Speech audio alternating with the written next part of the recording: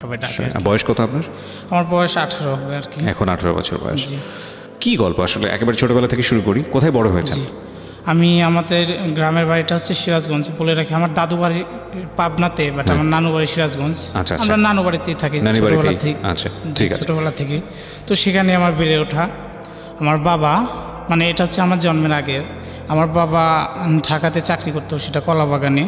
তো আমার আম্মু জায়গায় জব করতো গার্মেন্টসে ছোটোবেলা থেকে। তো তখন ওখান থেকে আমার আব্বুর সাথে আমার আম্মুর পরিচয়।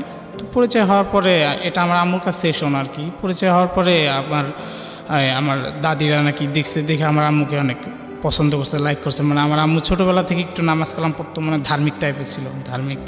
তো তার জন্য পছন্দ করে আর কি তারা প্রপোজাল দিয়ে মানে বিয়ে করাইছে।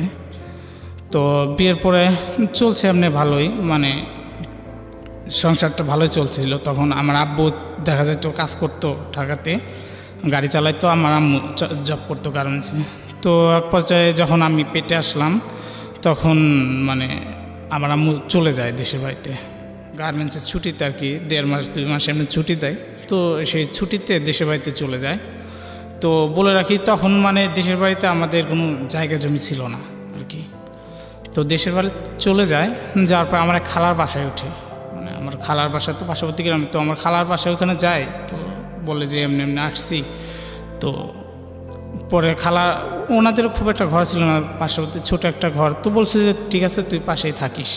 নানু বাড়িতে গেছে আপনার মা, আপনি তখন পেটে? আমি পেটে। আচ্ছা, ওকে। মানে ডেলিভারি হওয়ার জন্য আর কি নানু বাড়িতে গেছে। তো যাই হোক, আমি যখন হলাম, তো হওয়ার পরে আমার আব্বু চলে আসে, দেশেতে চলে আসে। জি, আপনি বড় সন্তান ফ্যামিলির? আমি ফ্যামিলির একমাত্র বড় সন্তান। জি। তো আমার আব্বু চলে আসে।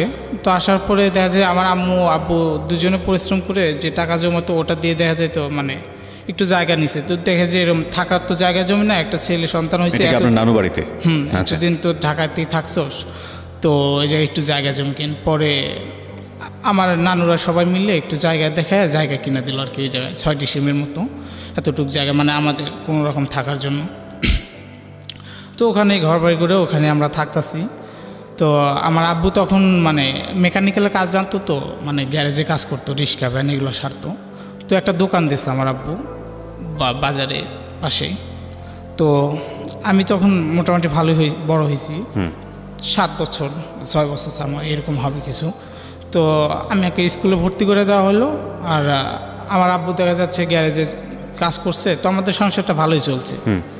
তো আমি তখন হয়তো ক্লাস 2তে বা 3তে পড়বো, এমন কিছু, মানে সঠিক আর কি মনে হচ্ছে না, ওই 2 বা 3 এমন। তো আমার আব্বু তখন হুট করে দোকানটা বিক্রি করে দিল। আচ্ছা। তো বিক্রি মানে কিসের গ্যারেজ ছিল এটা? এটা হচ্ছে আপনার মানে রিক্সা ভ্যান এগুলো সারতো। তো আমার আব্বু মানে সেটা দিয়ে আর কি সংসার চলতো। তো আমার আব্বু হুট করে বিক্রি করে দিল সংসার, মানে গ্যারেজটা কোনো ইস্যু ছাড়াই, মানে কি কারণ সেটা না বলে এমনিতে মানে বিক্রি করে দিল। আসলে বলে রাখি, মানে ওই দোকানটা যে দেওয়া হয়েছে, মানে ওই দোকানের জন্য লোন নেওয়া হয়েছিল মানে 35,000 টাকা। তো দেখা গেল 2-4 মাস কিস্তি চালানো হয় নাই, মানে তার আগেই দোকানটা, এখন কিস্তিটা কিন্তু ঠিকই টানতে হবে। জি। তো দেখা গেল ওইটা ছাড়া আর কোনো ওয়ে নাই কিস্তিটা টানার মতো। তো মানে ওখান থেকে যা খরচ আছে সেটাতে চাল ডাল কিনতেছে, আর কিছু টাকা জমায় রেখে মাস শেষে কিস্তি দিচ্ছে মানে। তো হুট করে বিক্রি করে দিল। তো আমার আম্মু বললো যে কী ব্যাপার, এমনি তুমি এটা বিক্রি করে দিলা, তো এখন সংসারটা চলবে কেমনে, আর কিস্তিটা কেমনে দেবো? তো আমার আব্বু কিছু বলে না, এমনি একটু রাগারাগি পরে 2 থেকে 3 দিন মানে এমনি থাকার পরে একটু মন মেলামেলি আমার আব্বু আম্মুর সাথে। তো হুট করে আমার আব্বু কিছু না বলে চলে যায়, মানে ঢাকাতে আর কি চলে আসে। তো সেই যে চলে আসে, মানে সেদিনকে আমার কান্নাকাটি করতেছে আমি যে আব্বু কিছু বইলা যায়। বয়স তখন কত? আমার বয়স 7 বছর। ক্লাস 2তে পড়েন? জি, ক্লাস 2তে পড়ি, 7 বছর বয়স হবে। তো আমার মানে আম্মু বলতেছে কী ব্যাপার, গেল কোথায়? মানে আমাদের যারা মানে কাজিন ছিল, মানে আত্মীয় স্বজন যারা ছিল, তাদের সবার বাসায় মানে খোঁজ নেওয়া হইলো, বাট কোনো পাওয়া গেল না যে সে গেছে ওখানে। তো গেল কই? এইভাবে দেখা যাচ্ছে 1 দিন 2 দিন 4 দিন চলে যাচ্ছে, কোনো ফোন টোন কিচ্ছু নাই, কোনো যোগাযোগও নাই। এইভাবে থাকতে থাকতে এই যে আব্বু যে চলে গেল, আর ফিরে আসা নাই। তো এর মধ্যে দেখা যাচ্ছে 1 মাস 2 মাস চলে যাচ্ছে, কিন্তু ওইদিকে কিস্তিটা যে আছে ওটা কিন্তু ঠিকই টানতে হচ্ছে। তারা তো আর সেটা মানবে না যে সে কোথায় গেল বা কী করলো, বাট তাদেরই হচ্ছে তাদের কাছ থেকে টাকা নিচ্ছে, তাকে দিতে হবে। তো আমার মা এই যে একটা প্যারার ভিতর পড়ে গেল যে সে কেমনে একটা মহিলা মানুষ এত টাকা 30 থেকে 35 হাজার টাকার কিস্তি, আবার সংসার, তখন করলো কি, আমার আম্মু ফার্স্ট কিস্তি হয়তো কারোর কাছ থেকে ধার নিয়ে দিল, তো এখন সেকেন্ড টাইম কেমনে দিব। তো আমার আম্মু দেখলো যে একটা লোকের বাড়িতে কাজ করা শুরু করে দিল। তো এর ভিতরে আমাকে নিয়েও মানে তাদের অনেকটাই কষ্ট হয়ে যায়।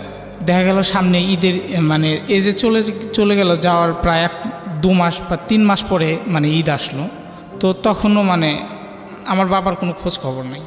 তো ঈদের সময় দেখা গেল সবাই নতুন কাপড় চোপড় পরে, মানে আমার থাকে না, তখন তো আর অতটা বুঝছিল না যে নতুন কাপড় চোপড়, শুধু জানতাম কোথা থেকে আসবে সেটা জানি না, কিন্তু দিতে হবে নতুন কাপড় চোপড় এমন কিছু। তোমার মা আমার কাছে চাইতাম যখন, আমার মা কান্না করতো প্রচুর, মানে কোথা থেকে দেবে, সেই অ্যাবিলিটি তো তার নাই, সে দেবে কোথা থেকে, প্রচুর কান্না করতো। তো একসময় দেখা যেত কি, অন্যরা যাদের বাড়িতে কাজ করতো তাদের বাড়ির মানে ছেলেপেলেরা যেগুলো ইউজ করতো সেই পুরান কাপড় চোপড় নিয়ে আসছে, নিয়ে এসে কাইসা দিয়া সেগুলো পরতে দিছে ঈদের দিন, সেগুলো পড়তে দিছে এবং আপনি সেগুলোই পড়েছেন। সেগুলো আমি মানে নিতে যাচ্ছি না।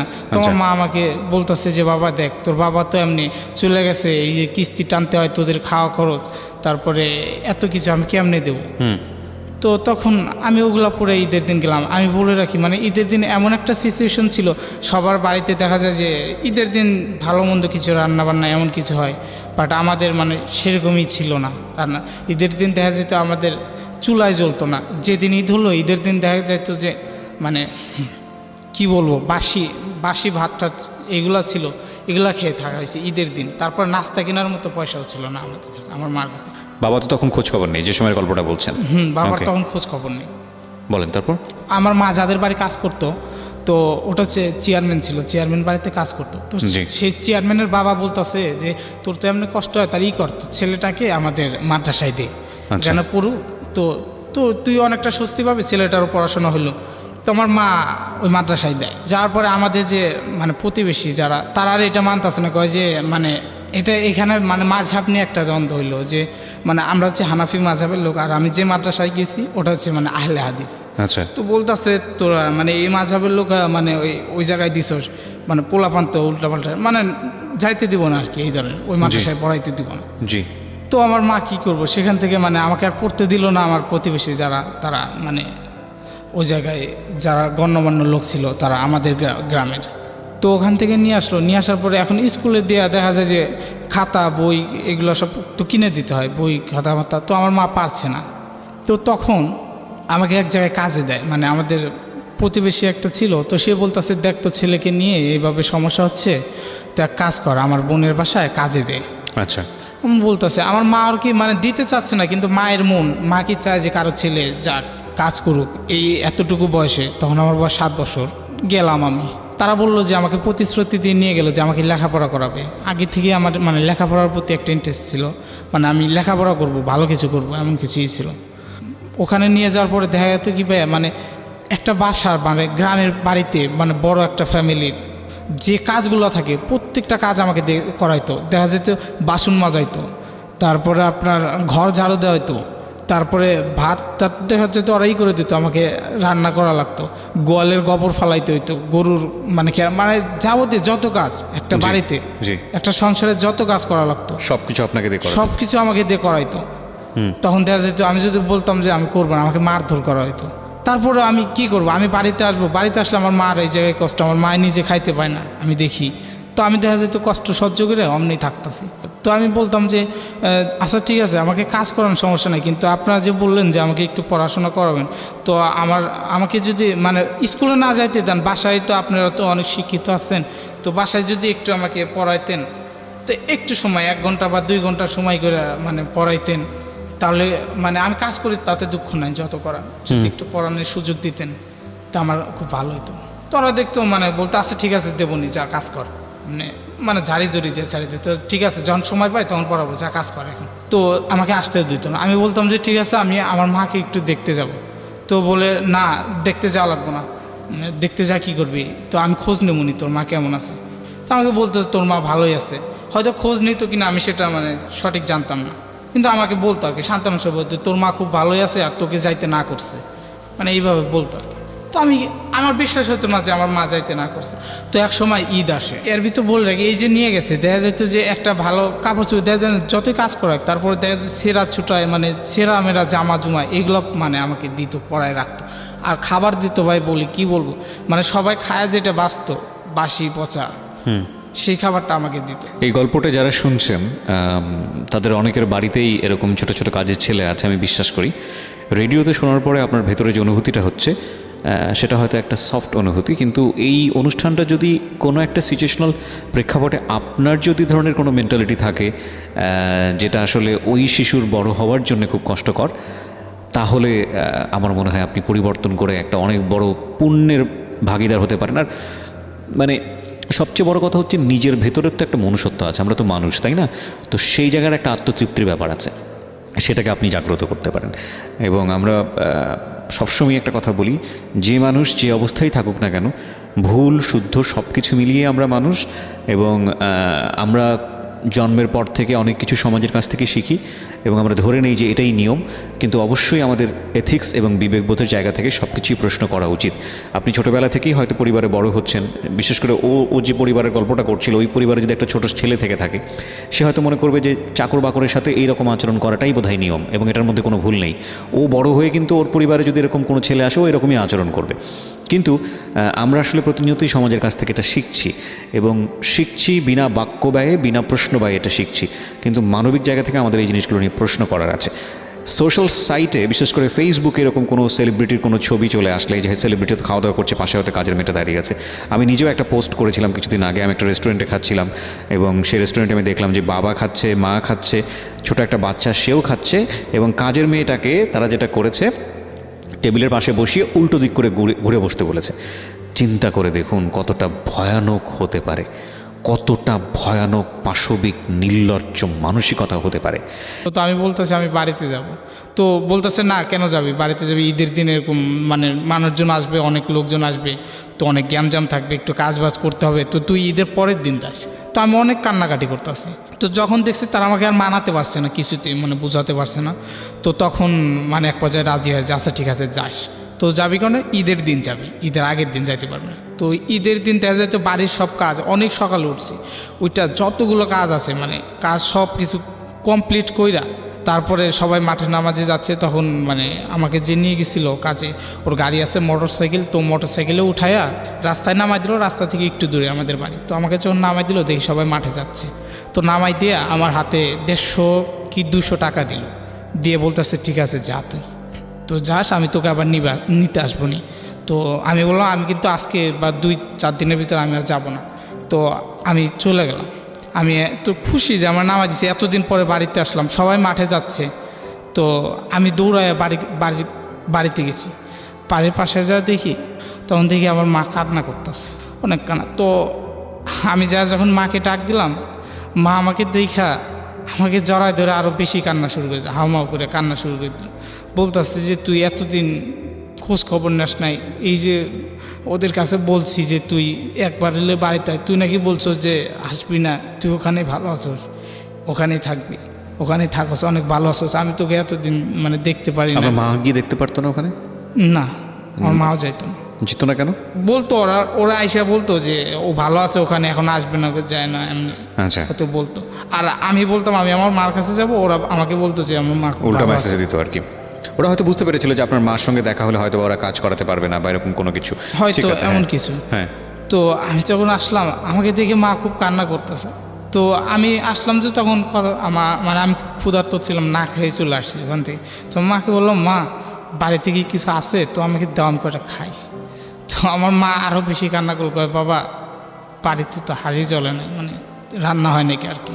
তো খুললাম রান্না মানে কয় যে গত 7 দিনে যে কাজটা করছে সে চাল বা টাকা ওইটা বিক্রি করে কিস্তি দিয়ে দিছে, আজকে ঈদের একটা দিন রান্না হয় না। তো আমার কাছে যে 150 টাকা ছিল, তো আমি বললাম আচ্ছা মা দাঁড়াও সমস্যা নেই, আমি আসি। 150 টাকা দিছে, ওটা নিয়ে আমি দৌড়ায় দোকানে গেছি, যাই আপনার সেমাই লাচ্চা আর কি, মানে একটা মিঠা জাতীয় ঈদের দিন আছে না ভালো মন্দ, তো আমি ওগুলো নিয়ে আসছি, নিয়ে এসে মাকে দিলাম, রান্না বান্না করে খালাম। খাওয়ার পরে ঈদের দিন আমি মাকে বলতেছি যে মা আমি আর ওই জায়গায় যাবো না। এক পর্যায়ে আমি বলতে চাইছিলাম না যে না বলবো না, দেখা যায় অসহ্য, আমি থাকতে পারছি না এভাবে। আসলে আমার বয়সটা খুব কম, মানে আমার ফিটনেসের সাথে যে আমাকে যে পরিশ্রমটা করাচ্ছে, মানে আপনি নিতে পারতেছেন না। নিতে পারতাছি না, মানে এটা বেশি ওভারলোড হয়ে যাইতেছে। তো প্রতিনিয়ত অসুস্থ হয়ে যেতাম, তারপরে কাজ করতে হতো। জি।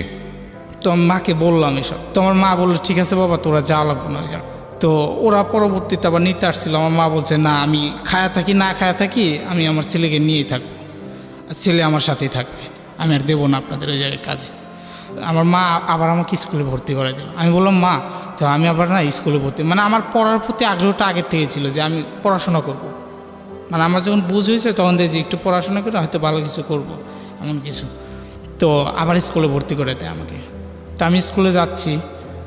তো এই পর্যায়ে দেখা যাচ্ছে স্কুলে যখন আবার ভর্তি করে দিল, তার 5-6 মাস পরে আমার বাবা হুট করে ব্যাক করছে। আচ্ছা। তো আসার পরে আমার মা বাবা আমরা সবাই তো কান্নাকাটি, যে এতদিন পর প্রায় 1.5 বছর পরে চলে আসছে। তো আমরা সবাই তো তাকে দেখে অনেক কান্নাকাটি। তো অনেক কিছু বললাম যে এইভাবে চলে গেছো, মানে এত কষ্ট কইরা এইভাবেই করতেছে।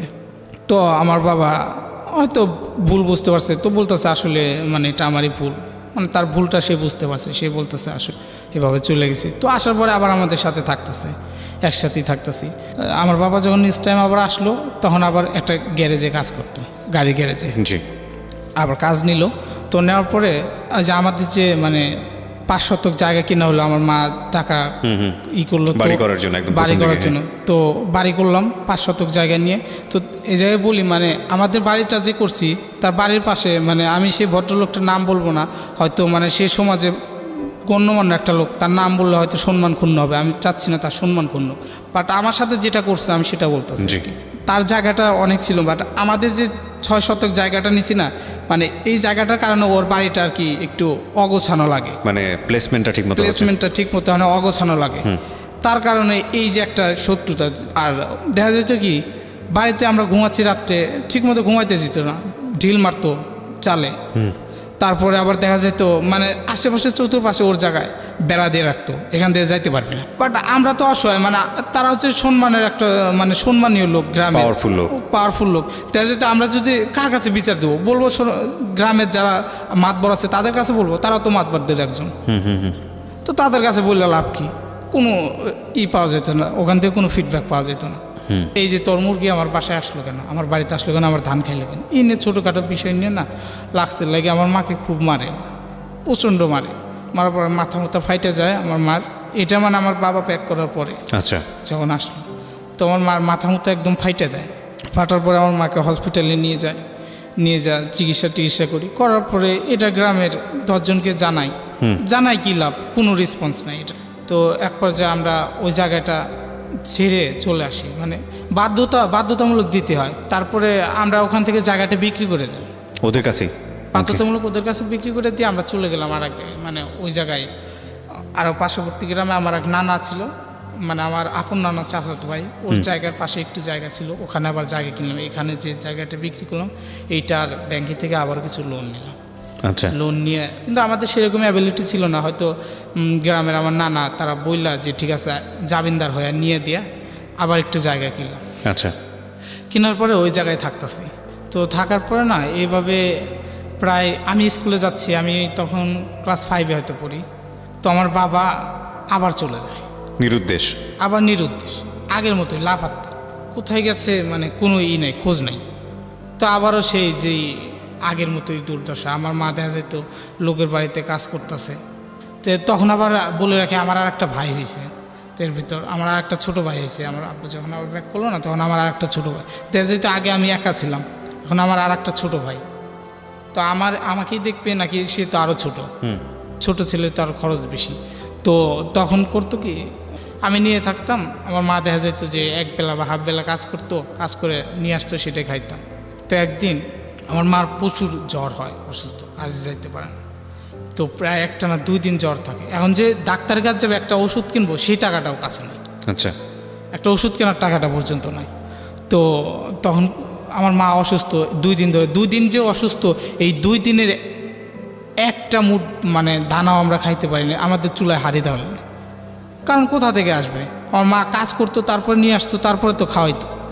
তো কাজ করতে পারতেছে না, কেমনে খাওয়াইব? তো আমরা না, আমি স্কুলে যেতাম, আমার ছোটো ভাই কিন্তু স্কুল থেকে এসে মার কাছে শুধু খাবার চাইতাম, আমার মা না মুখ ঘুরে শুধু কান্না করতো, মানে কোথায় থেকে দিবি, দিতে পারতেছে না, কান্না করতো। একদিন মানে এইবার মার কাছে কান্না করতেছে, মা আমি তোর খুব ক্ষুধা লাগছে, একটু খাইতে মাইতে দাও, এমনি কিছু কান্না করি, মা কোনো কথা বলে না, কান্না করতে করতে আমি ঘুমাই গেছি, ছোটো ভাই ঘুমাই। আমার মা সেই অসুস্থ শরীর নিয়ে, তখন বন্যা ছিল, মানে এই কোমর পানি ভাঙিয়া মানুষের বাড়িতে গেছে, যা কাজ করছে, তো কাজ করে দিয়েছে, খাইতে দিছে। তো আমরা ঘুম থেকে জাগ না পাই, দেখি মা নাই, কান্না করতেছে। তো একটু পরে দেখি মানে বাড়ির আঙিনায় তাকায় দেখি আমার মা কোমর পানি ভাইয়া মাথায় অন্যের বাড়ি যে কাজ করছে ভাত খাইতে দিচ্ছে, সেই ভাতের থালা মাথায় নিয়ে কোমর পানি ভাইয়া নিয়ে আসতেছে, সেই অসুস্থ শরীর নিয়ে। মানে কি করবে, সে নিরুপায়। আমার ছেলে অসুস্থ, মানে আমার ছেলে তো এখন খাইতে পারতেছে না, খেতে তো দিতে হবে, সে অসুস্থ আর সেটা দেখতেছে না। তো এইরকম মাথায় ভাতের থালা নিয়ে কোমর পানি ভাইয়া নিয়ে এসে ভাত নিয়ে এসে সেই ভাত আমাদেরকে খাওয়াইলো। তো খাওয়া দাওয়া এইভাবে দেখি আর কয়দিন চলবো। তো আমার মা আবার পাশের বাড়ির আর একটা লোক অফার দিল যে তোর ছেলেটাকে কাজে দে। এবার তো একটু বড় সড়ো হয়েছে, তখন আমার মা বলতেছে বাবা, মানে তখন ঢাকাতে, এটা হচ্ছে আপনার খিলগাঁও ওইদিকে একটা বাসায়, তো বলতেছে যে কাজে দে, ওখানে অনেক ভালো থাকবে, লোকেরা অনেক বড় লোক মানুষ, তো তোকেও দেখাশোনা করবে আর টাকা পয়সাও দেবে, তোর ছেলে অনেক ভালো থাকবে লেখাপড়া। তো আমার মা বললো যে ঠিক আছে যা। আমি গেলাম।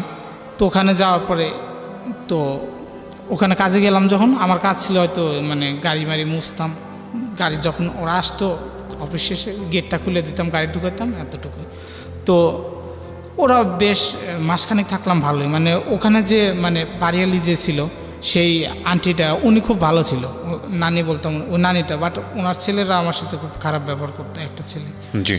তো ওই ছেলেটা দেখা যেত কি, হয়তো সকালবেলা সে গাড়ি বের করবে না, আমি আমার রুমে আছি, একটু দেরি হয়তো মানে আমাকে নক করবে, যদি নক করতো, যখনই নক করতো তখনই মারতো, নক করা লাগবে কেন, আচ্ছা তুই নক করার বসে থাকিস কেন, আগে আসতে পারিস না, তোর নক করে ডেকে নিয়ে আসা লাগবে। তো যেতে মারতো আমাকে, এরকম মানে চর থাপড় দিত, মারতো।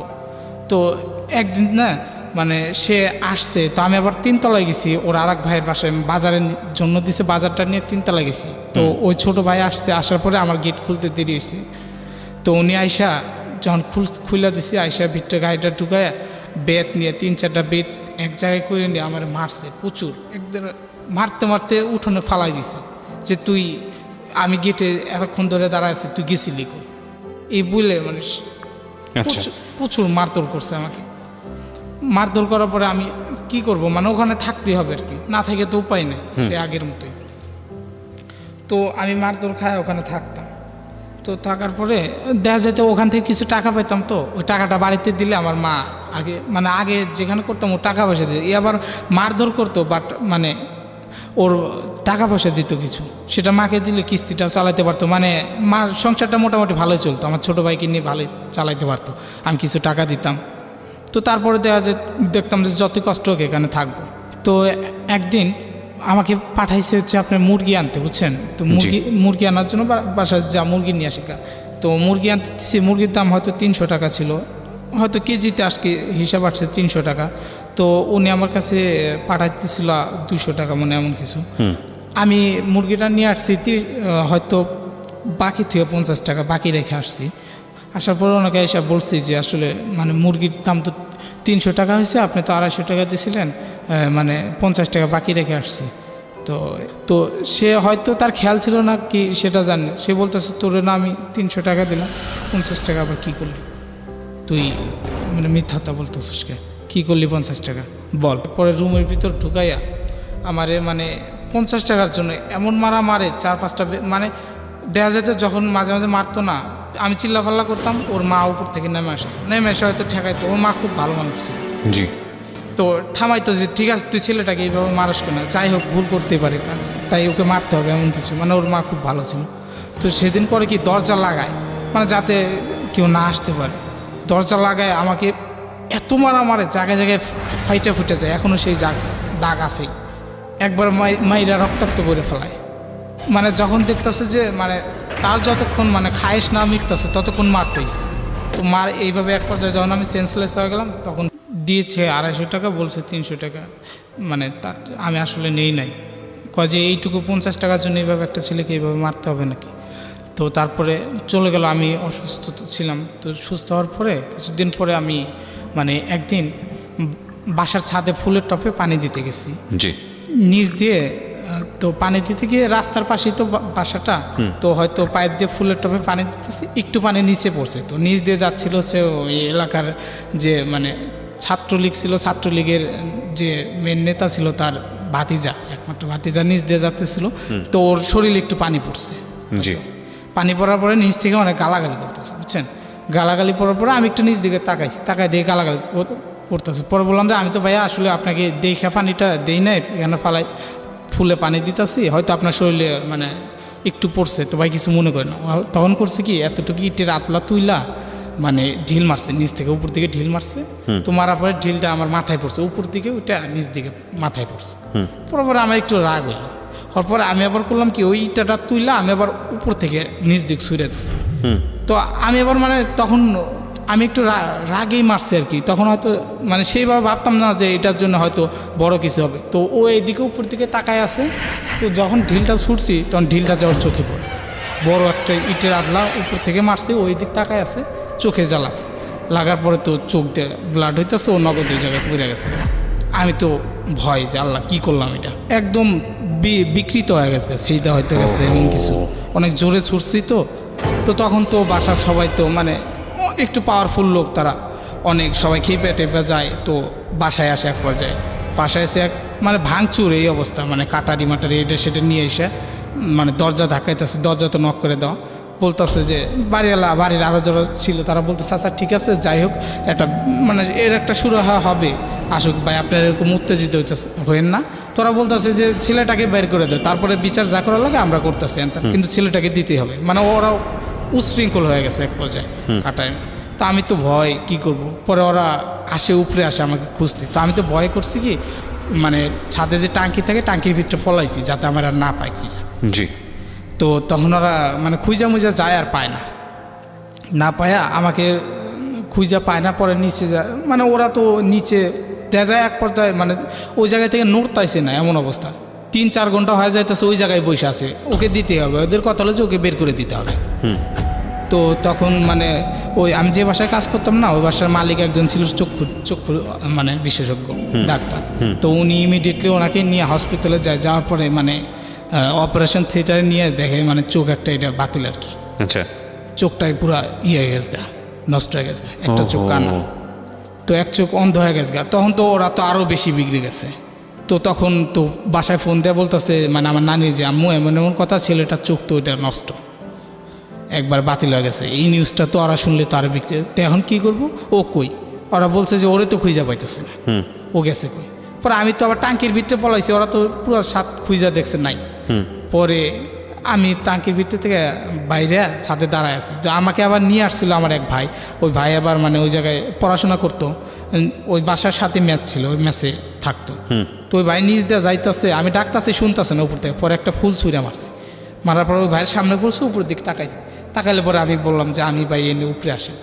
পরে সে আসে, মানে আইসা শুনে কেমনি কি বলে, এমনি এমনি কথা, তো এমনি ঢিল ছুটছে, ওর চোখ তো কানা হয়ে গেছে। তো এখন কী করবো? তো ওই আপা বলতেছে যে মানে ওর ছোটো ছেলে কয় ও আসার আগে ওরে তাড়াতাড়ি বাড়ি থেকে খেদাই দাও, এটাই করে। তো ভাই বলতেছে এখন কী করবো, কই দিয়ে নিয়ে যাবো? সামনেতে তো বাড়ি করলে তো ওরা নিয়ে নেবে। তো আমারে করলো কি, বলে তুই অলটপ কয়া এই পাশ দিয়ে মানে নর্দমার ভিতর দিয়ে পার হয়ে যা। আচ্ছা। ওই দিকতে যা। পরে আমারে নিয়ে সে বললো যে আমি এদিক দিয়ে আসি, নিয়ে যা আপনার খিলগাঁও নিয়ে আসলো। নিয়ে এসে ওই জায়গায় আইসা আমাকে কাপড় চুর কিনে দিল, মানে নোংরা হয়ে গেছে না, অনেক নোংরা আবর্জনা ভিতর দিয়ে চলে আসছি। তো কিনে দিয়ে বললো যে একটা ট্রেনের টিকিট কেটে বললো তুই বাড়িতে চলে যাগা। পরে আমি বাড়িতে চলে আসলাম। ওখান থেকে চলে আসার পরে মানে বাড়িতে যখন চলে আসলাম, আমার মা বললো যে কী ব্যাপার, আমরা দেখে হুট করে কোনো কথা নাই বার্তা নাই চলে আসলি। আমি বললাম যে এমন এমন কথা, তেমন একটা অ্যাক্সিডেন্ট হয়েছে, তার জন্য আমি চলে আসছি। তো আবার বাড়িতে আসার পরে আবার আমি ওখানে আবার স্কুলে পড়তে এলাম। পড়তে হওয়ার পরে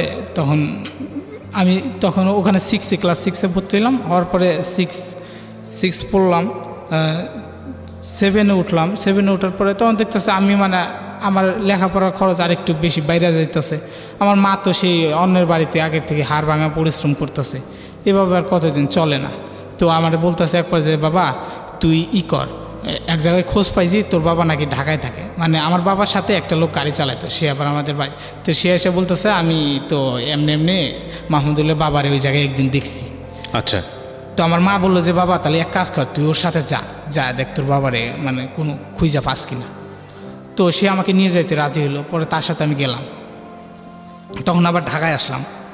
তো তার সাথে ঢাকায় আসার পরে সে আমাকে দেখাই দিল আমার বাবার বাসা। আমি যখন হুট করে আমার বাবার সামনে থাকলাম, আমার বাবা তো অবাক যে কী ব্যাপার, হুট করে কোথায় থেকে এইভাবে আসলো। তো আমি বললাম বাবা এমনি এমনি কথা, তুই চলে আসছো, আমাদের এত কষ্ট এমনি এমনি। তো আমার বাবা কিছু বলে না, আচ্ছা ঠিক আছে আইসো, বসো, খাওয়া দাওয়া করো, মানে একটু রেস্ট নাও, অনেকদিন পরে আসছো। মানে পরে খাওয়া দাওয়া করলাম, রেস্ট নেওয়ার পরে দেখি একটু পরে একটা মহিলা আসলো। তো আমি তখনও জানি না যে আমার বাবা বিয়ে করছে। তো আমি বললাম এইটা কি? পরে বলতেছে এটা তোমার আম্মু, আমি এখানে এসে আবার বিয়ে করছি। ওকে। তো আমি যে মানে অনেকটা কষ্টই পেলাম আসলে, এটার মাকে জানাইলাম না, যে হয়তো মা আরও কষ্ট পাবে জানানোর পর। তো ওনার একটা সন্তান ছিল, মানে এখানে বিয়ে করার পরে আরেকটা মেয়ে হয়েছে এই পক্ষে। তো আমার বাবা বলতেছে যে তুমি আসছো এখানেই থাকো, ঠিক আছে আমি বাড়িতে টাকা পয়সা পাঠাবো। তো কিস্তি মিস্তি, তো আমি আসার পরে এই কথা বলার পরে বাবা কিছু টাকা পাঠাই দিল বাড়িতে, যে কিস্তি মিস্তি মানে চলাফেরা অনেক কষ্ট। তো 1,000 হয়তো টাকা পাঠাই দিল। দেওয়ার পরে তো আমাকে বলতেছে তুমি এখানেই থাকো। তো মাও বলতেছে আচ্ছা ঠিক আছে তোর বাবার কাছেই থাক, সমস্যা কি, তোর বাবা টাকা পয়সা পাঠায় বাড়িতে, একটু স্বস্তি হোক, কিস্তি মিস্তিও চালামুনি, আমি চলবোই একরকম, তুই থাক, তুই ভালো থাকতে পারবি ওই জায়গায়, তোর বাবার কাছেই থাক।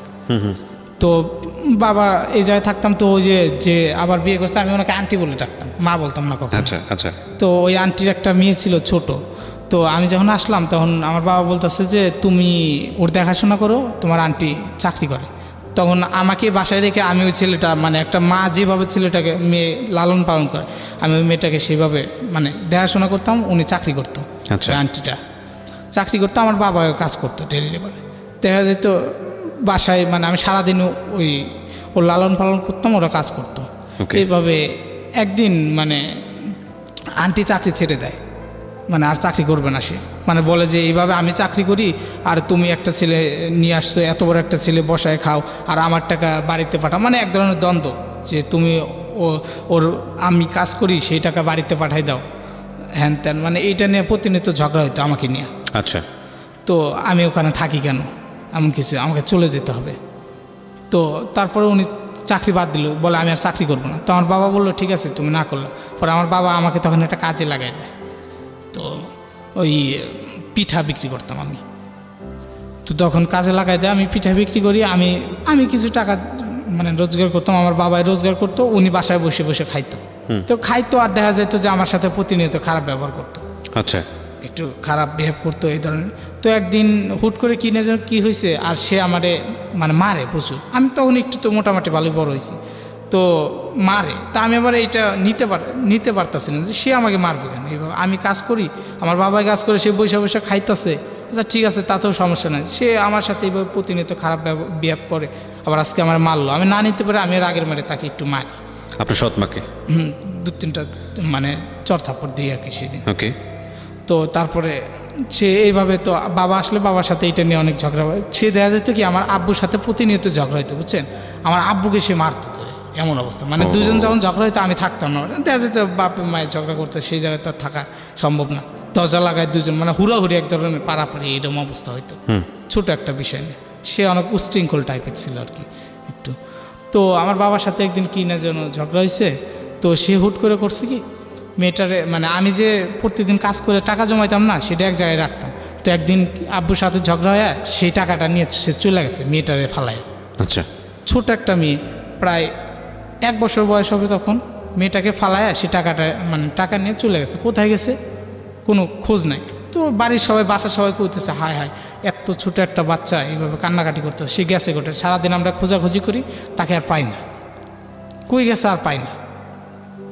তো পাই না, একদিন পার হয়ে গেল, তাও পাই না। এইভাবে মেয়েটা তো খুব কান্না করতেছে। আমার ছোটো বোনটার নাম হচ্ছে ফাতেমা, তো খুব কান্না করতেছে। তো পাই না, তো সবাই বলতেছে যে এইভাবে তো অনেক কষ্ট, এত ছোট একটা মেয়ে কেমনি কী করব। পরে আমি করলাম কি, 2 দিন চলে গেল, 3 দিন চলে গেল। তো আমার মাকে বললাম যে মা এমন এমন কথা, আমার বাবাই তো মানে সেদিন বলা হলো আর কি, বিয়ে করছে এমনি এমনি, সে তো চলে গেছে, একটা মেয়ে এভাবে কান্নাকাটি করে সবসময়। তো আমার মা আবার সেটা ভালোভাবে নিল, বললো তুই মেয়েটাকে নিয়ে আয়, আমার তো কোনো মেয়ে নাই, সমস্যা কি। আমি বাবাকে বললাম বাবা আমি তাহলে করি, নিয়ে যাই। আমার মা নিয়ে যাইতে বললো, তো আমার মা ভালোভাবে টেক কেয়ার করতে পারবো, যেহেতু ছোটো একটা মেয়ে। তো আমি ওকে বাড়িতে নিয়ে আসি। তোমার মাও মানে এত মানে আমাদেরকে যেভাবে যত কষ্টে আমরা মানুষ হয়েছি, ওকে ততটা কষ্ট দেওয়া হয় না আর কি। প্রতিনিয়ত মানে ও ভালোভাবেই থাকতেছিল। তো ওকে নিয়ে আসার পরে কিছুদিন পরে ও আর ফিরে আসে না। আমার বাবা দেখলো যে যদি কোনো গ্যামজাম করে এমন কিছু, তাহলে তুই যা, আমি থাকি, ওকে নিয়ে যা। তো আমার বাবা থাকলো, তো ও আর আসে না, ব্যাক করলো না। না করার পরে আমার বাবাও তখন বাড়িতে চলে আসে। বাড়িতে আসার পরে হইল, আমি ওখান থেকে চলে আসি, আমার বাবাও প্রায় 1 মাস পরে বাড়িতে চলে আসে। আসার পরে আমার বাবা আবার কাজ নেয় একটা, আপনার ভটবডি এগুলো সারত, ওই জায়গায় আবার কাজ নেয়। তো আপনার সঙ্গে দেখা হওয়ার পরে বাবা কিছু বললো না তখন? আমার পরে মানে আমার সাথে যে দেখা হলো, দেখা হওয়ার পরে আমার বাবা মানে বললো সেইভাবে এতদিন পরে দেখছিল সেই দিন, সেইভাবে অত মানে অনেক কিছু করলো। তো আমি বললাম যে তুমি এইভাবে ফেলায় আসছো আমাদেরকে থুইয়া, তোমার কি একটু মানে মায়া লাগে না, আমাদের দেখতে যাও না? তো বললে যে আসলে যাই না, মানে সে নিস্তব্ধ হয়ে থাকে, কথা বলতো না। তো আমি আর তাকে সেভাবে বলতাম না যে হয়তো কষ্ট পায় না কিছু, যা করছে এটা আর আমরা সেভাবে নিতাম না। পরে আমি মেয়েটাকে নিয়ে চলে আসলাম, তার কিছুদিন পরে বাবাও চলে আসলো। জি। আসার পরে আমার পরে মা বলতেছে দেখো এতদিন যা করছো, এখন আমরা আবার নতুন করে করি, মানে এখন একটু ভালো হবে, যেহেতু একটা ছেলেটাও বড়, আমি তখন মোটামুটি ভালোই বড় হয়েছি। তো আর 2টা ছেলে, আর এই মেয়েটা নিয়ে আসলাম। আমি এই মেয়েটাকে কখনো বুঝতে দেবো না যে আমি ওর সৎ মা, কিন্তু সত্য তোমাকে একটু ভালো হয়ে থাকতে হবে, এটাই। তো আমার বাবা দেখা গেল আমার ছোট বোনটার কারণে তারপরে যে আসলো না, কঠোর পরিশ্রম করতো তখন থেকে, মানে আগে কাজ করে আমাকে বললো যে ঠিক আছে, আমাকে আবার স্কুলে ভর্তি করে দিল। আমার যে ছোটো ভাই ওকে মাদ্রাসায় পড়াইতে দিছে, আর আমাকে আবার স্কুলে দিল। আমি আবার স্কুলে ভর্তি হলাম, মানে আমার ইচ্ছাটা যে আমি একটু পড়াশোনা করব। ভর্তি হওয়ার পরে আমি আবার পড়াশোনা করতেছি, আমার বাবা এইভাবে কাজ করতেছে, ভালোই চলছে, দিনটা মোটামুটি চলতেছে আর কি। পরে দেখা যেত আমার বাবা একদিন বলতেছে যে এইভাবে পরের দিন আর কয়দিন কাজ করব, তাহলে নিজের কিছু করি। তো আমার বাবা ব্যাংকে থেকে প্রায় 65,000 টাকা উঠাইয়া একটা গাড়ি কিনে, অটো ভ্যান, যে এটা নিজের একটা স্বাধীন, মানে নিজের করলে পরে নিজে কাজ করবো, তাদের সংসারে চলবে, ভালো চলবে, অন্যের অধীনে কাজ করা ভালো লাগে না। ওই গাড়িটা বানাইলো প্রায় 65,000 টাকা খরচ কইরা। তো প্রায় 1 মাস চালাইছি, চালানোর পরে গাড়িটা চুরি হয়ে যায়। চুরি হয়ে গেল মানে এই জায়গায় একটা মানে চক্রান্ত ছিল আর কি। সেটা হচ্ছে মানে আমার বাবা যার অধীনে কাজ করতো, বুঝছেন, যেখানে কাজ করতো, হয়তো ওর সাথে একটু রেষারেষি হয়ে চলে আসছে। মানে ওরা চাচ্ছিল না যে আর কি ও নিজে কিছু করুক। তো মানে আমাদের নিজের বাড়িতে জায়গা ছিল না গাড়ি রাখার, বুঝছেন, অন্যের বাড়িতে রাখতাম গাড়িটা। তো সেখান থেকে গাড়ি বলতে এটা কিসের গাড়ি ছিল? এটা অটো, মানে যে ব্যাটারি চালিত, যে এখন যে অটো রিক্সা। অটো জি, অটো রিক্সাটা, যেখান থেকে চুরি করার কোনো প্রশ্নই আসে না, সেখান থেকে চুরি হয়ে গেল গাড়িটা রহস্যজনক। সবাই বলতেছে, মানে সবাই যার বাড়িতে রাখছি আমরা বলতেছি না, সবাই বলতেছে যে আসলে এটা ওরই কাজ, কিন্তু আমরা ডিরেক্টলি ওকে কিছু বলতে পারতেছি না, আর এটা বলা সম্ভব না। তো রহস্যজনকভাবে গাড়িটা চুরি হয়ে গেল। তো তখন এই যে টেনশন, একটা চাপ, প্রায় 65,000 টাকাতে বানাইলো, মাত্র 1 মাসই চালাইতে পারলো না। এইভাবে গাড়িটা চুরি হয়ে গেল। এটা কি লোনের টাকা ছিল? লোনের টাকা। কত টাকা লোন ছিল? 65,000 টাকা। মানে এই যে টানাটানির অবস্থায় এত পরে মানে 65,000 টাকা লোন নিয়ে গাড়িটা বানাইলো, যে হয়তো নিজের একটা পুঁজি, এটা দিয়ে চলবে সংসার, সব কিছু হয়তো ভালো চলবে। তো গাড়িটা চুরি হয়ে গেল, এই যে একটা চাপ লোনের। তো আমার বাবা আবার মানে ওর কাছেই কাজে যায়। ওই তো এমন কী করবে, নিরুপায়। আর আমার বাবাও নিজে থেকে আর চায় না, বলে যে আমি আর ঢাকায় যাব না, আমি আর কখনোই ঢাকায় যাব না, আমি বাড়িতেই থাকবো। তো আবার ওখানে কাজে যায়, বুঝছেন। কাজে যাওয়ার পরে আবার মানে আমার দেখা যায় যে একটা করে চলতেছে না, অনেক টাকা কিস্তি। তো আমার বাবা আমাদের বাজারে সিকিউরিটি গার্ড হিসেবে আবার নিয়োগ নেয়, মানে রাত্রে ওখানে কাজ করে, আবার দিনে ওই দোকানে কাজ করে।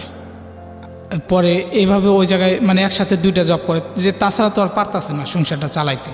দেখা যাইতেছে আমার বাবা কিস্তি চালাইতেছে, আর আমার মা দেখা যাইতেছে অন্যের বাড়ি কাজ কইরা আমাদের খাওয়া খরচ এগুলো করতেছে।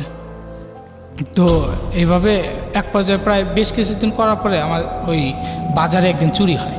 তো চুরি হওয়ার পরে তাকে তো এসে ধরবো, কারণ সে সিকিউরিটি গার্ড, আর দুজন থাকে। আসলে মানে যে চুরি করছে বুঝছেন, মানে সে একটু হলেও জানতাছে যে করতাছে এই কাজটা করছে, কিন্তু বলার কোনো ওয়ে নাই। তখন মানে আব্বু আর নিরুপায় বলতে পারতেছে না যে ও এই কাজটা করছে। তখন সবাই দোষ দেয় যে হয়তো ওই এই কাজটা করছে, আর বাবাকে দোষ দেয় এভাবে। কিন্তু লোকের, আমার বাবা গ্রামে মানে এই যে আমাদের সাথে যতই খারাপ বিহেভ করুক বা আমাদের সাংসারিকভাবে, কিন্তু কোনো লোকের সাথে মানে সেইভাবে ব্যবহার করতো না। সবাই তখন আব্বুকে সাপোর্ট দেয় যে না, ও এই কাজ কখনোই করবে না, কারণ ও তো একটা ভালো মানুষ, আর আমরা যতদূর জানি ও এই কাজ করতে পারে না। তো এরপরে বিচার হইলো, হওয়ার পরে আমার আব্বুর জরিমানা হইলো, মানে 2 জন সিকিউরিটি গার্ড ছিল, 2 জনের জরিমানা হইলো 7,000 করে। তো আমাদের কাছে তখন এটা অনেক টাকা, 7,000 টাকা এমনিতে কিস্তি, তার উপর আবার এই জরিমানা, এটা এখন কোথায় থেকে দেবো? যাই হোক 7,000 টাকা জরিমানা, আমার আব্বু সময় নেয়। নেওয়ার পরে মানে আমার একটা সাইকেল ছিল, সাইকেলটা বিক্রি করা হয়। তো সাইকেল বিক্রি করে তারপরে আমি আবার এর ভিতর বলে রাখি, আমি যে স্কুলে পড়াশোনা করতাম না, তারপরে নিজের খরচ চালানোর জন্য আমি কাজ করতাম।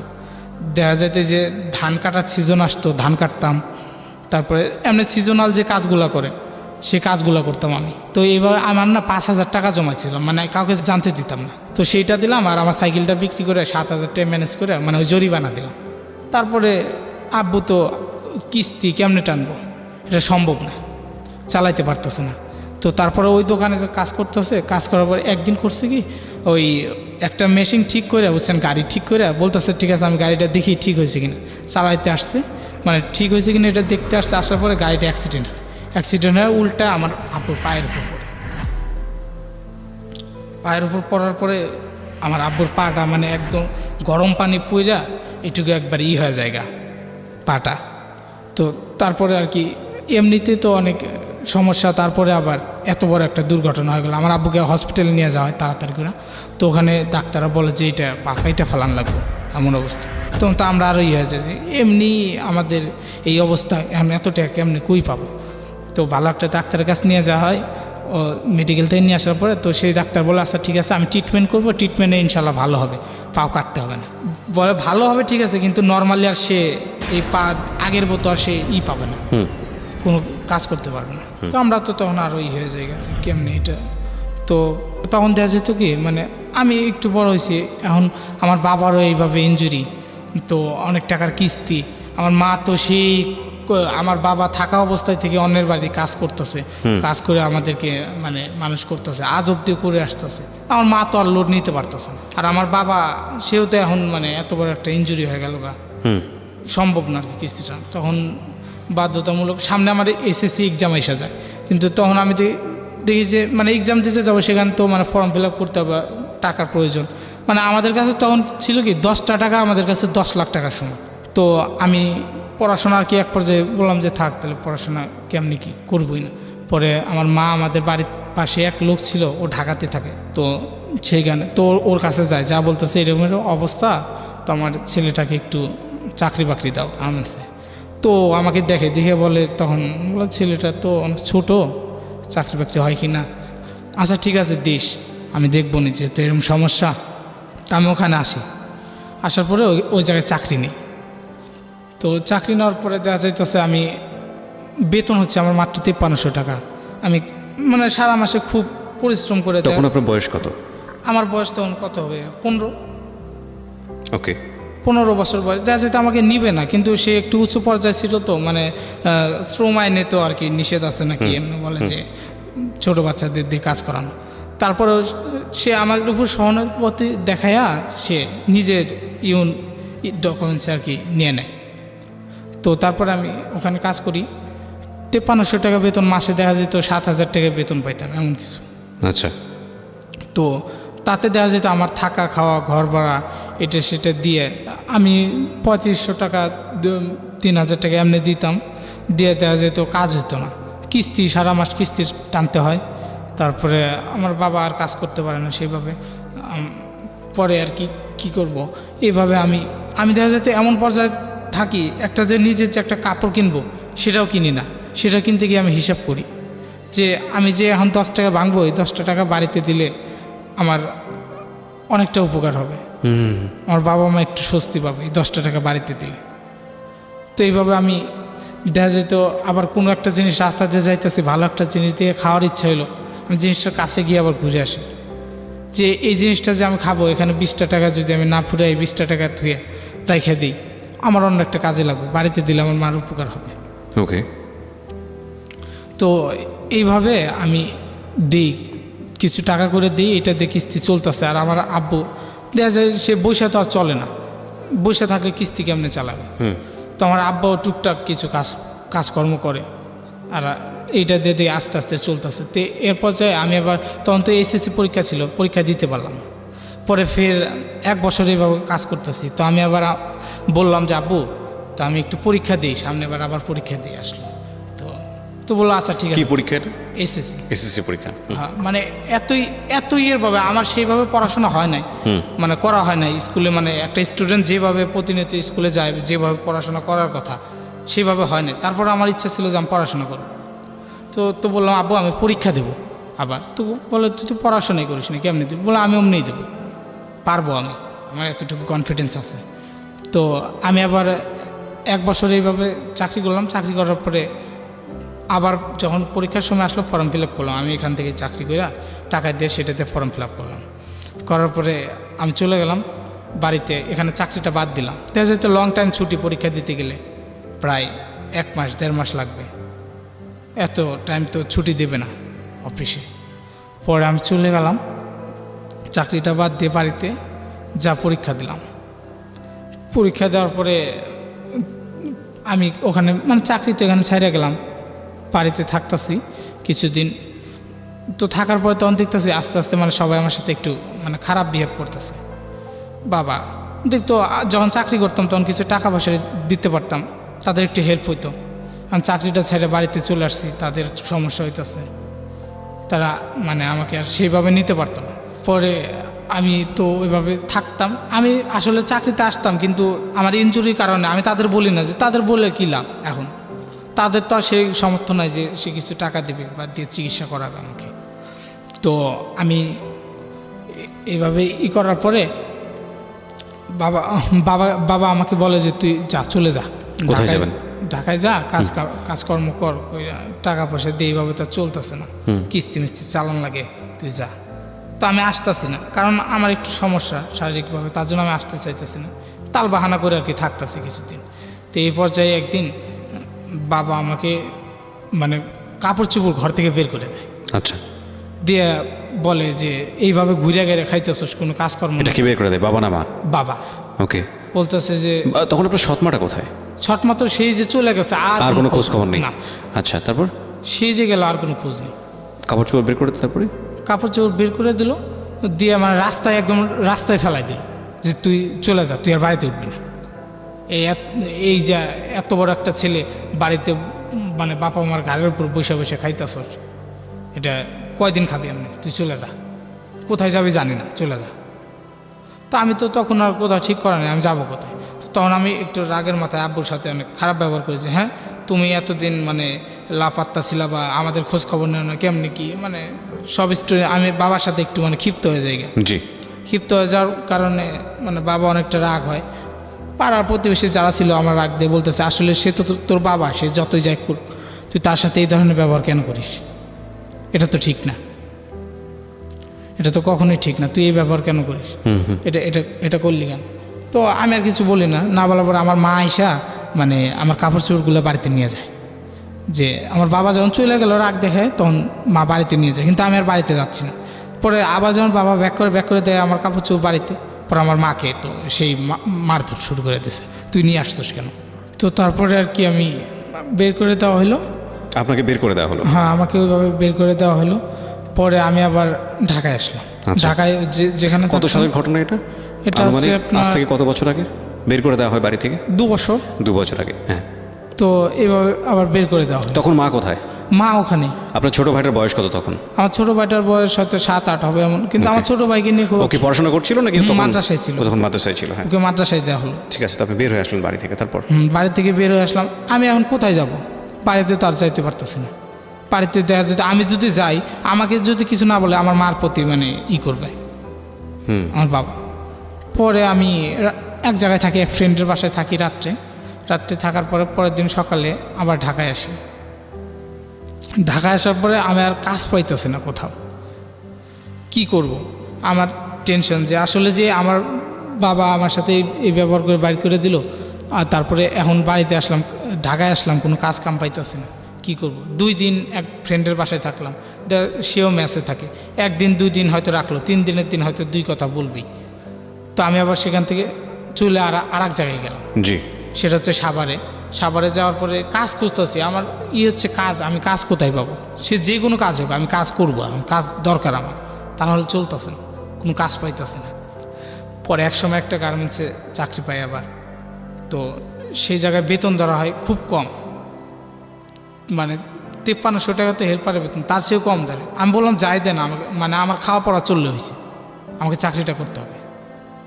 পরে চাকরিটা নিলাম, নেওয়ার পরে ওই জায়গায়।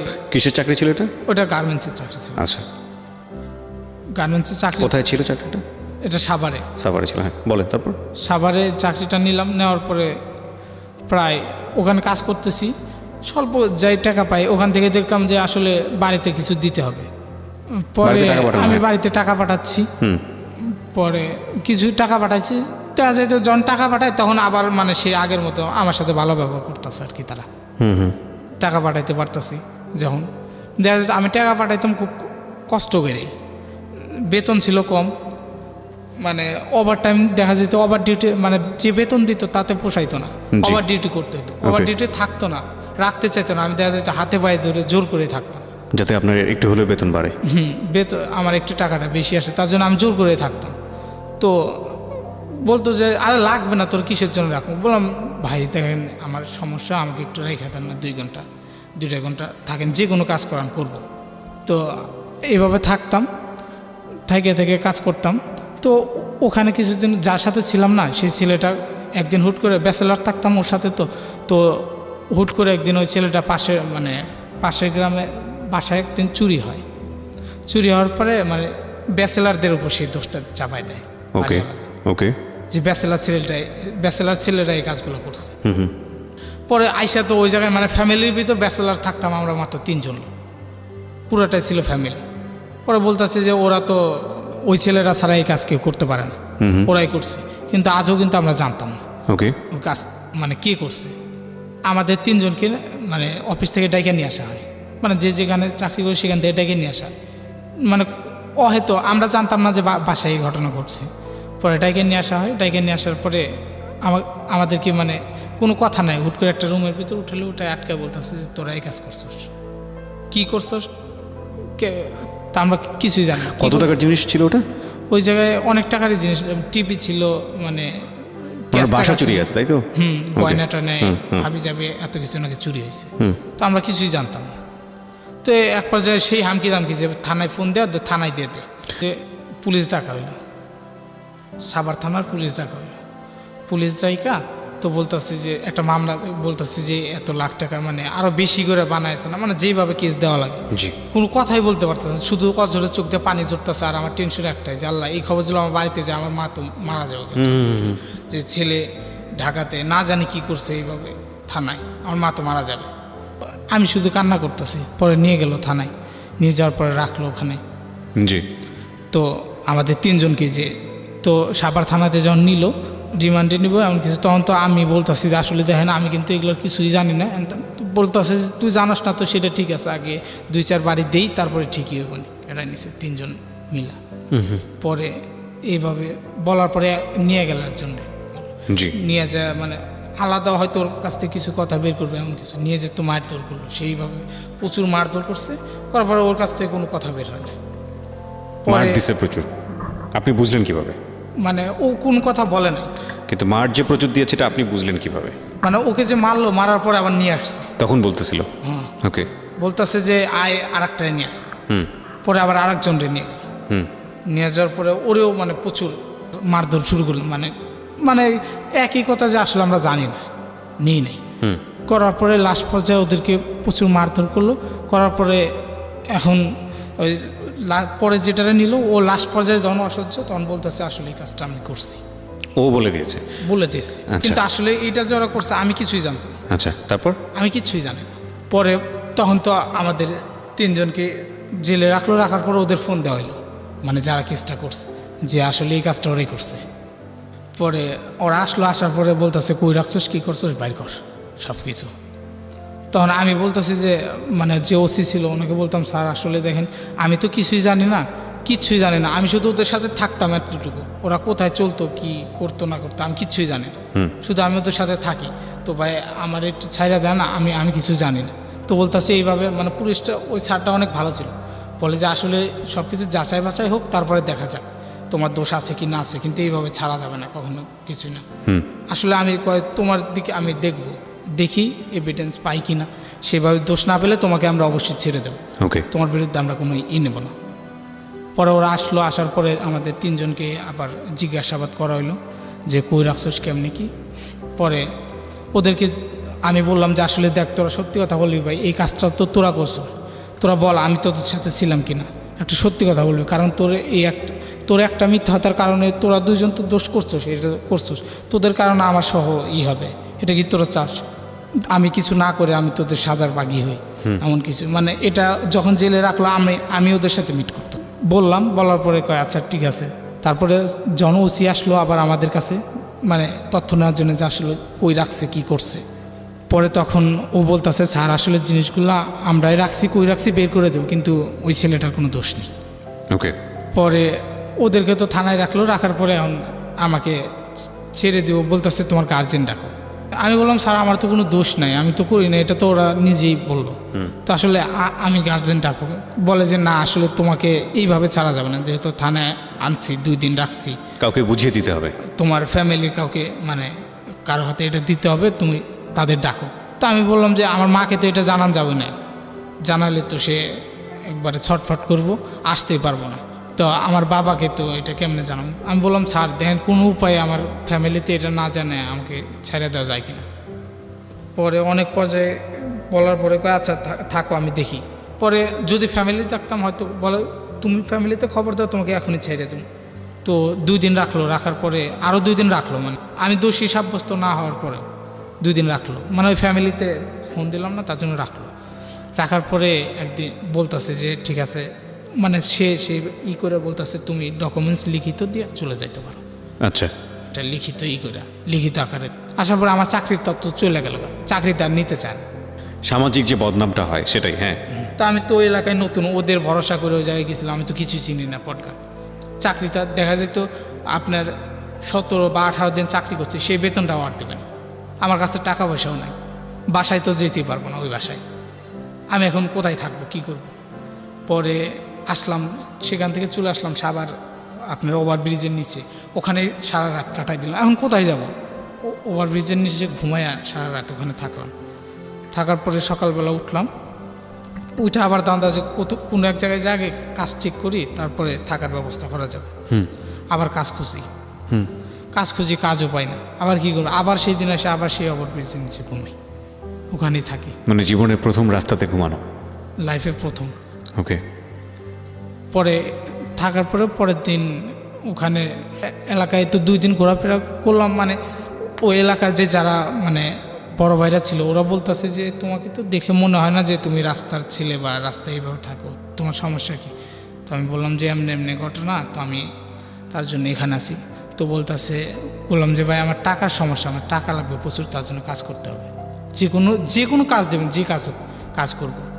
তো ওরা বলতেছে যে কোনো কাজ দিলে কাজ করতে পারবা।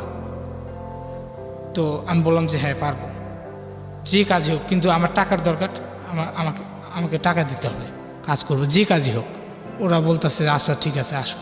পরে আমাকে নিয়ে গেল ওদের সাথে, নিয়ে যাওয়ার পরে আমার সেই প্রচুর আদর আপ্যায়ন করতেছে, মানে অন্যরকম একটা। আমি বললাম কী ব্যাপার, কাজ দিবে তাতে এত আপ্যায়ন করার কি আছে, আপ্যায়ন করে কেমনি। আমি বললাম যে কাজ কি সেটা বললাম, কাজ পরে বলবো আসো যাই।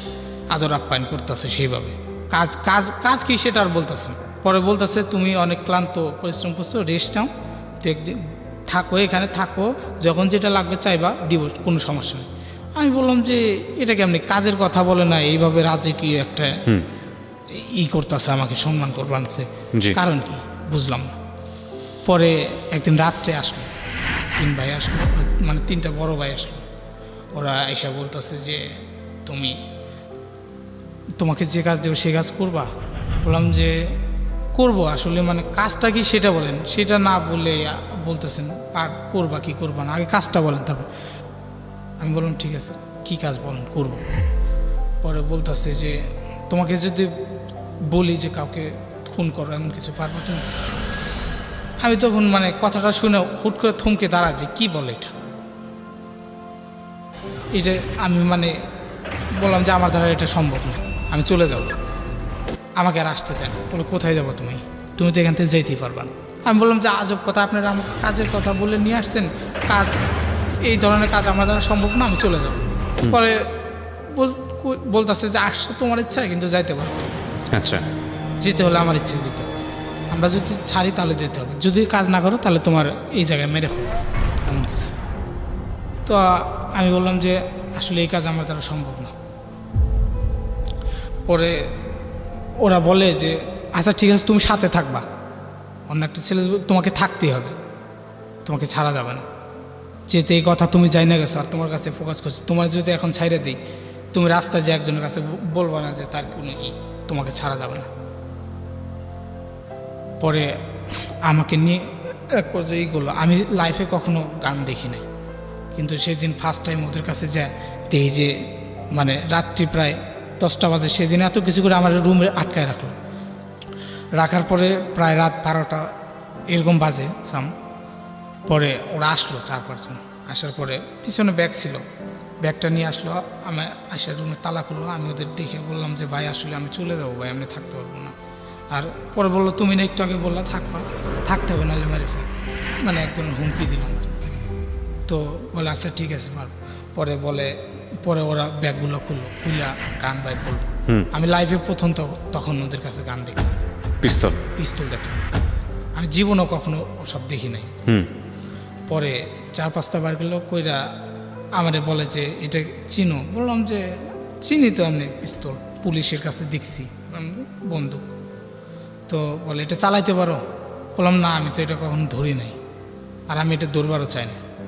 পরে কয় তুমি ধরো, না ধরলে তাহলে আমরা তোমার এখন মেরে ফেলাম, এটা তোমার চালাতে হবে। ওকে।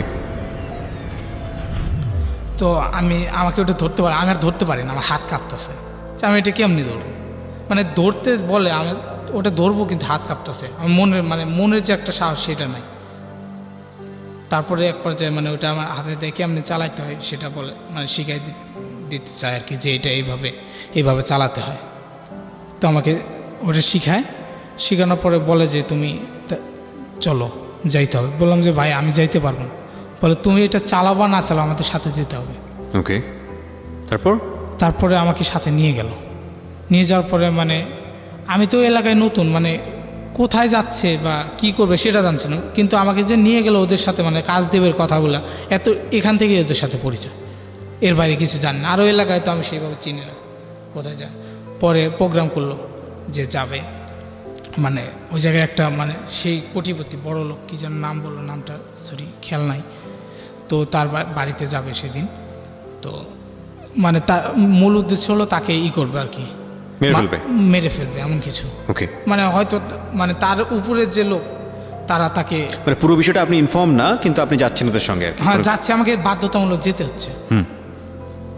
তো যাওয়ার পরে এক পর্যায়ে মানে কেমনে যাব, ওই বাইরের ফ্ল্যাট তো প্রায় 5তলা না 6তলা, তো ফ্ল্যাটটা উঠা পাইপ বায়া মানে বাইরের সাইডটা যে পাইপগুলো থাকে ওই যে আপনার টয়লেটের, ওগুলো পায়া উপরে উঠতেছে। তাছাড়া তো সিকিউরিটি থাকে, ভিতরে যাওয়ার কোনো সুযোগ নেই। তো ওগুলো পায়া উপরে উঠছে, 2তলা 3তলার উপরে উঠছে। ওইটা জানালার পাশে যে একটু স্পেস থাকে না, এই যে করা আউটসাইডটা, তো ওই স্পেসে দাঁড়াইছে 3জন। পরে আমি উঠতেছি, তো উঠার অবস্থায় আমি অর্ধেকখানে ওইটা হুট করে পড়ে যাই, আমি আর উঠতে পারি মানে আমার যে একটা মনোবল যে আমি উঠতে সেটা নাই, হাত কাঁপতে কাঁপতে পড়ে যায়। জি। আমি ওখানে পড়ে গেলাম। যাওয়ার পরে আমি আর উঠতে পারতেছি না, ওরা তো উঠছে, ওরা তো ভাবছে যে হয়তো এখন লোক জানা সমস্যা এইভাবে কেমনি। পরে আমি আর উঠি না, ওরা তো আর উপর থেকে বলতে পারতেছে না উঠ, বা কথা বলার তো কোনো নেই ওই জায়গায়। পরে আমি নিচে ওই জায়গায় করে ওরা উপরে ওঠার পরে হয়তো কি না কি দেখে, মানে ভাবভঙ্গিতে হয়তো বোঝে যে আজকে কিছু করা যাবে না। পরে ওরা নেমে আসে, নেমে আসার পরে আমাকে নিয়ে যায় আবার রুমের সাথে। আমি মানে চিন্তা করছিলাম যে আমি পালাই যাব এখান থেকে, কিন্তু সম্ভব মানে নিচে আরেকজন ছিল আমার সাথে, যে আমি উঠলে তারপরে সে যাবে। পরে আবার ওরা নেমে আসে, এসে আমাকে সাথে নিয়ে যায়, বাসায় নিয়ে যায় মারধর করে, কয় যে তুই আসলে নিজের ইচ্ছে এগুলো করবা চাস না, তোর এখন শেষ করে দেবো, মাইরে ফেলাম এমন কিছু। ওকে। তো আমি বলি আচ্ছা ঠিক আছে, আসলে আমি ইচ্ছা করে এটা করি না, আসলে আমরা মাইরে না পাই, আমি যাব, এরপরে যে কাজ করবেন করে আমি আপনাদের সাথে যাব আর কি। তো বললাম যে আচ্ছা ঠিক আছে, আমাকে টাকা দিতে হবে আগে। কত টাকা দিতে হবে কিছু, আমি আগে বাড়িতে টাকা পাঠাবো কিছু, তারপরে আমি আপনাদের সাথে যে কোনো কাজ করতে রাজি আছি। তো বলার পরে বলে যে না, আগে কাজ করবি তারপরে টাকা দেবো, নিয়ে আস। পরে ওইটা তো ফেল হলো, ওই জায়গায় আর গেল না। ওই যে প্রোগ্রাম, ওই জায়গায় যেইগুলো ওই দিন ফেল আসার পরে হয়তো একটু জানাজানি পাইছে, ওরা আকার ইঙ্গিত পাইছে যে কেউ আসছিল আর কি করার জন্য, সেটা নিয়ে হয়তো মানে ওরা তদন্ত করে করে। তারপরে বলে যে এখন তো জানাজানি হয়েছে, এখন আর কিছু করা যাবে না। পরে ওরা আবার ড্রাগসের ব্যবসা করতো, যাদের সাথে গেছিলাম ওরা মানে ওই সাভারে ড্রাগসের ব্যবসা করতো। ওদের ইয়াবার মানে যত রকমের আছে, হিরোইন, নেশা জাতীয় যত দ্রব্য আছে সব ওরাই করতো। তো আমাকে বলতেছে তাহলে তুই ওই যে ওগুলা জায়গায় জায়গায় সেল দিতে হয়, জি, বলে যে তুই এগুলো দিবি। তো আমি বললাম যে এইগুলা দেবো থানায় যদি পুলিশ। কিন্তু এই ঘটনা তো পরের ঘটনা, তার আগে আপনি আমাকে একটু বলেন ওই লোকটা কি করলেন, যারা আপনারা যে অপারেশনটাতে গিয়েছিলেন ওনাকে মেরে ফেলার কথা, ওই লোকটাকে কি করলেন আপনারা? ওখান থেকে তো মানে ফেল হয়ে চলে আসা হলো, মানে লোকটাকে পাওয়া যায়নি? না, পাওয়া যায়নি। তারপরে যে একটু আমি পড়ে গেলাম বা শব্দ টব্দ, এইটা আপনার কারণে ওরা ফেল করছে, মূলত বিষয়টা হচ্ছে এটা। হ্যাঁ, এটাই আমি পরিষ্কার করতে চাচ্ছিলাম। জি, তারপরে আমার কারণে ফেল হয়েছে, যার কারণে আর মানে তারা করতেছে, ওখান থেকে চলে আসে। আসার পরে আমার প্রতি একটা যে আমার মাইরা ফেলাবো, তুই আসলে ইচ্ছা করে এটা করছিস, যদি আমরা ধরা পড়তাম না এমন কিছু। তো ওটা একটু গরম হয়ে থাকে, তাই গিয়ে ওটা স্থপ, মানে আপনাকে দিয়ে এখন মাদকের করতে যাচ্ছে। হ্যাঁ, তারপর পরে ওরা আমাকে বললো যে এগুলো তোমাকে সেল দিতে হবে জায়গায় জায়গায়। তো আমি বললাম যে আসলে এটা যদি আমি করতে বলতেছেন, আমি এটা কখনো করব না। বলে যে এটা করবা না, না করলে মেরে ফেলাবো, তোমাকে করতেই হবে। আমি দেখলাম যে আসলে না করে যাওয়ার উপায় নেই। আমি ভাবলাম যে আসলে কোনো প্রকারে এটা ছেল দিবার যে কাছ থেকে খালি একটু সাইড হলে আমি চলে যাবো, আমার যাতে খুঁজে না পায়, জি, পালাই যাবো এখান থেকে। তো প্রথম দিন আমার একটা দিল যে ওখান থেকে মানে আমাকে যেতে হবে সেই মিরপুরে মানে একটা লোকের কাছে আর কি কিছু নিয়ে পাঠিয়ে দিল, ইয়াবা আর আপনার এই যে গাঞ্জা, এগুলা ওর কাছে দিতে হবে, পোষায় দিতে হবে। মানে আমাকে শুধু মাধ্যম হিসাবে দেওয়া হতো, টাকা নেওয়া বা সেটা কিছু না। আমার কাছে এইগুলো দিব, আমি নিয়ে ওর কাছে পৌঁছাই দেবো। ওই তো মিডিয়া যেটাকে বলে, মাঝখানের জন আপনি হচ্ছেন, আপনাকে জাস্ট মাধ্যম হিসেবে ব্যবহার করেছে। জি, ওকে। তো নিয়ে দিতে বললো যে মানে কিছু টাকা আমার বাবাকে দিতে পারতাম পুঁজি হিসেবে, যে বাবা এটা দেখুন একটা ব্যবসা করলে আমি আবার নতুন করে আমার পড়াশোনাটা চালাইতে পারতাম, এমন কিছু। তো এইটা হচ্ছে আমার ছিল না। কিন্তু আপনি আমাকে একটু বলেন, আপনার সামনে তো সম্ভাবনা ছিল, আমাদের একটা অনুষ্ঠান আছে, অনুষ্ঠানের নাম হচ্ছে সিক্রেটস, শুনেছেন কখনো? জি, রবিবারের দিন যায়, সেখানে আমরা দেখি যে একজন মানুষ অপরাধী হওয়ার জন্য একটা শক্তিশালী ব্যাকগ্রাউন্ড তার লাগে। আপনার গল্পে আমরা শেষের দিকে এসে ভাবছিলাম যে আপনার যেহেতু অর্থকষ্ট, জন্মের পর থেকে আপনি একদম বুদ্ধি হওয়ার পর থেকে ক্লাস 2 পরে তো পড়াশোনা হয়নি, হয়েছে না, ওই তারপরে এইভাবে মাঝে মাঝে বাদ গেছে, আবার শুরু করছে, আবার শুরু, এইভাবে এখন আলহামদুলিল্লাহ এসএসসি পাস করেছেন, রাইট, ইন্টার পাস করলেন। তো এই যে এত কষ্ট করেছেন, খাবার পেয়েছেন, পান নাই, বাবা মায়ের কষ্ট, বাবা একরকম পঙ্গু হয়ে বাসার মধ্যে পড়ে আছে, মাকে দেখেছেন ঈদের দিন কান্নাকাটি করতে, সম্ভাবনা তো আপনার সামনে এসেছিল। আপনি যদি সেই ড্রাগ ডিলার হতেন কিংবা আপনি যদি মানুষকে খুন করতেন, তাহলে হয়তো রাতারাতি বড়লোক হয়ে যাওয়ার মতো পয়সা ইনকাম করতে পারতেন। জি, তারপরেও আপনি করেননি। করি না, কারণ কি স্যার, এত দুঃখ কষ্ট ছিল। আমার মা, বলতাম তো ফার্স্টে বলছি, আমার মা একটু ধার্মিক টাইপের ছিল। জি, ধার্মিক। আমাকে প্রথম থেকে সেইভাবে বলতে যে বাবা দেখ, আসলে সৎ পথে থাকলে এই যে আমরা না খেয়ে আছি, তারপরে আল্লাহ আমাদের প্রতি সন্তুষ্ট আছে, মানে যে ধার্মিক যে জ্ঞানগুলা একটাই, সেইগুলো আমার ভিতর মানে সেইভাবে দিত। আমি আসলে দেখতাম ঠিক বলছে যে আমি এখন এইভাবে হয়তো কামাই করলাম, প্রচুর টাকা কামাই করলাম, এক সময় তো চোরের 10 দিন গারস্থের 1 দিন, আমি ধরা পড়ে গেলাম এমন কিছু। তখন মানে টাকা পয়সা ভোগ বিলাসিকতা সবই তো আমার শেষ, কিছুই তো থাকবে না, যেতে হবে মানে এইভাবে। মানে এই চিন্তাটা করে আমি কখনো ওইদিকে যাই নাই যে হয়তো আমি এখন পুলিশে ধরা পড়লাম, পড়ার পরে আমার কোনো যাবেন নাই, কারণ আমার কেউ নাই যে এমন যে আমাকে 10 লাখ টাকা দিয়ে ছাড়াই নিয়ে যাবে। মানে তারা আমাকে মাধ্যম হিসেবে ইউজ করে। আমি যখন বিপদে বললাম তখন আর তারা হয়তো মানে করবে না, তখন আমার কি হবে? আর আমি যদি কিছু হয়ে যায় আমার ফ্যামিলিটা কে দেখবে? কারণ আমার ফ্যামিলির মানে একমাত্র মাধ্যম এখন আমি। গল্পটার লেসনটা হচ্ছে শেষের দিকে এসে। একটা হচ্ছে আপনি কমনলি বুঝেই গেছেন, আমরা যেটা বলি যে অভাবে স্বভাব নষ্ট একটা কথা আছে, কিন্তু সেটা ভুল প্রমাণিত হলো আজকের এই জীবন গল্পে। অভাবে সবসময় স্বভাব নষ্ট হয় না। আরেকটা বিষয় আছে যে এই ছেলেটা তেমন শিক্ষিত না।